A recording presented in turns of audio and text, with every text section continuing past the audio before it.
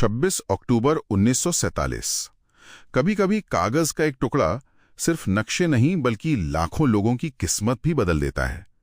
आज का हमारा डीप डाइव एक ऐसे ही दस्तावेज की कहानी है जिसके पीछे आक्रमण, हताशा और बेमिसाल बहादुरी की एक पूरी दास्तां है। बिल्कुल। आज हम जम्मू और कश्मीर के भारत में विलय की कहानी को समझ रहे हैं। हमारे पास जो ऐतिहासिक दस्तावेज और शोध हैं वो बताते हैं कि पूरब का स्विट्जरलैंड बनने का सपना देखने वाले महाराजा हरि सिंह आखिर भारत में शामिल होने के लिए मजबूर कैसे हुए। तो चलिए इसे खोलते हैं। हमारा मिशन उन कुछ क्रूशल दिनों को समझना है, खास तौर पर 22 अक्टूबर से 7 नवंबर 1947 के बीच, जिन्होंने कश्मीर का भविष्य तय कर दिया। तो शुरुआत कहां से होती है? महाराजा एक बहुत मुश्किल स्थिति में थे, है ना? हाँ, वो एक हिंदू शासक थे और उनकी 77% प्रजा मुस्लिम थी, तो जाहिर है वो एक अजीब दुविधा में थे। अच्छा। पाकिस्तान में शामिल होते तो शायद उनका शासन ही खत्म हो जाता और भारत के लोकतंत्र में उनकी राजशाही की ताकत कम हो जाती, इसलिए वो आजाद रहना चाहते थे। तो इस दुविधा से निकलने के लिए उन्होंने क्या किया? मतलब कोई रास्ता निकालने की कोशिश की उन्होंने समय हासिल करने के लिए एक दांव चला।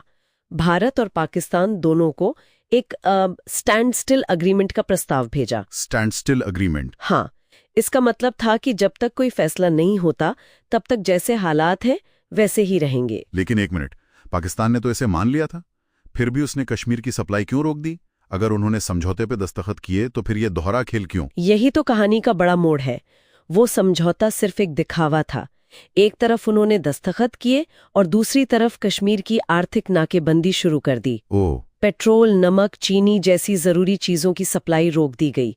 साथ ही पुंछ में द्वितीय विश्व युद्ध में लड़ चुके सैनिकों को हथियार देकर विद्रोह के लिए उकसाया। तो पाकिस्तान एक तरफ से आर्थिक दबाव बना रहा था और दूसरी तरफ अंदरूनी बगावत भड़का रहा था।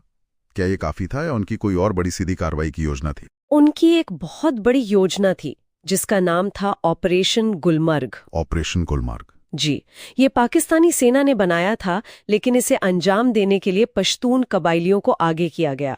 उन्हें जिहाद और लूटपाट का लालच दिया गया और 22 अक्टूबर 1947 को करीब 5000 कबाइलियों ने मुजफ्फराबाद पर हमला कर दिया। और सुनने में आया है कि वहां रक्षा की पहली दीवार वो अंदर से ही टूट गई। हाँ, ये सबसे बड़ी त्रासदी थी। राज्य की सेना के मुस्लिम सैनिकों ने बगावत कर दी और अपने ही साथियों और अपने कमांडिंग ऑफिसर की हत्या कर दी। बचाव का पहला मोर्चा वहीं ढह गया। वाह, मतलब हजारों हमलावरों के सामने बस मुट्ठी भर सैनिक। ये तो लगभग नामुमकिन लगता है। किसने इस हमले को रोका? यहीं आते हैं ब्रिगेडियर राजेंद्र सिंह।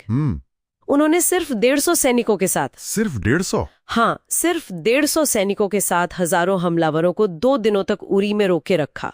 उनके इस बलिदान ने श्रीनगर को तैयारी के लिए कीमती 48 घंटे दिए और इसी बहादुरी के लिए उन्हें आजाद भारत का पहला महावीर चक्र मिला।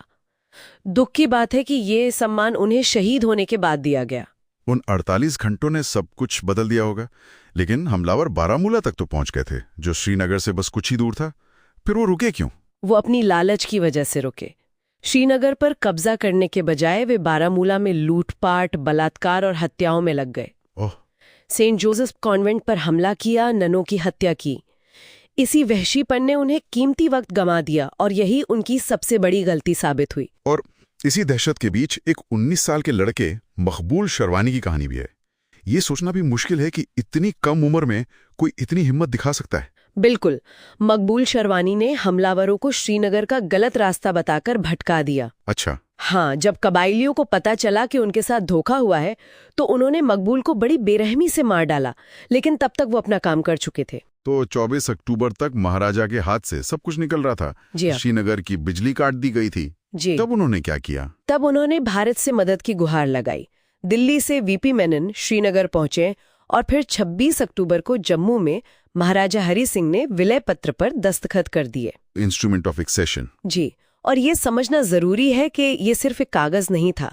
इस एक दस्तखत के बिना भारतीय सेना का कश्मीर में कदम रखना एक विदेशी आक्रमण माना जाता।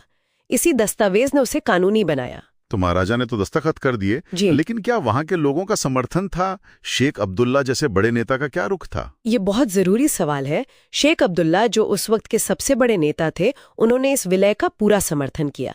इससे विलय को सिर्फ एक राजा का नहीं बल्कि जनता के नेता का भी साथ मिल गया। और फिर 27 अक्टूबर की सुबह जी। भारतीय सेना का वो ऐतिहासिक एयरलिफ्ट हुआ। हाँ, कमाल की बात है कि जब प्लेन श्रीनगर में उतरे तो पायलट को पता भी नहीं था कि रनवे पर दोस्त हैं या दुश्मन। हाँ, और वहां मेजर सोमनाथ शर्मा जैसे वीरों ने हवाई अड्डे को बचाया। बड़गाम की लड़ाई में उन्होंने अपनी जान देकर भी हमलावरों को रोके रखा। उन्हें भारत का पहला परमवीर चक्र मिला। और युद्ध का निर्णायक मोड़ वो आया 7 नवंबर को शालतांग की लड़ाई में, जहां भारतीय सेना ने कबायलियों को 3 तरफ से घेर कर हराया और श्रीनगर को हमेशा के लिए बचा लिया। तो इस पूरी कहानी से जो सबसे बड़ी बात निकल कर आती है वो ये है कि कश्मीर का विलय सिर्फ एक राजा का फैसला नहीं था, ये पाकिस्तान के आक्रमण और बारामूला में हुई बर्बरता का सीधा नतीजा था। बिल्कुल, और ये भी कि ब्रिगेडियर राजेंद्र सिंह और मकबूल शर्वानी जैसे लोगों ने जो कुछ घंटे और दिन जीते, उन्होंने इतिहास का रुख ही मोड़ दिया। भारतीय सेना का समय पर पहुंचना एंशाइडेंट था। हम ये डीप डाइव एक सोच के साथ खत्म करते हैं। ये कहानी दिखाती है कि कैसे कुछ लोगों के फैसले और हिम्मत, चाहे वो एक सैनिक का बलिदान हो, एक नौजवान का साहस या हमलावरों की लालच में की गई एक गलती, आने वाली पीढ़ियों के लिए लाखों लोगों की किस्मत तय कर सकते हैं। इतिहास अक्सर बड़ी बड़ी संधियों से नहीं बल्कि ऐसे ही नाजुक और एंश्लाइडन क्षणों से बनता है।